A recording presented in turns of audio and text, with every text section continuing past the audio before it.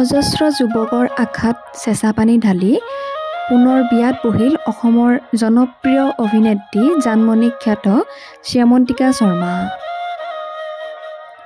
হয়, ঠিকেই শুনিছে, দ্বিতীয়বাৰৰ বাবে পুনৰ বিয়াত বহিল জনপ্ৰিয় অভিনেত্ৰী শ্যামন্তিকা শৰ্মা।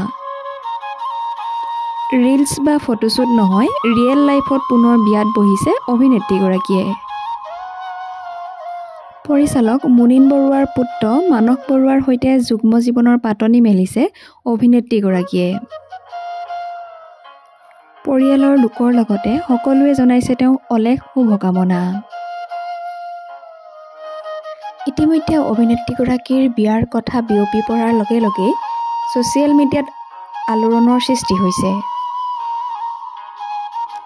ইনষ্টাগ্ৰামত ইতিমধ্যে মোহময়ী অভিনেত্ৰী শ্যামন্তিকা শৰ্মাই কেইখনমান বিশেষ ফটো শ্বেয়াৰ কৰিছে, য'ত তেওঁ পৰিয়ালৰ সৈতে থকা কেইখনমান ফটো আছে।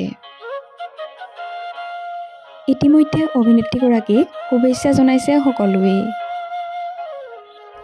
আমাৰ চেনেলৰ যোগেদিও অভিনেত্ৰীগৰাকীলৈ জনোৱা হ'ল অলেখ শুভকামনা।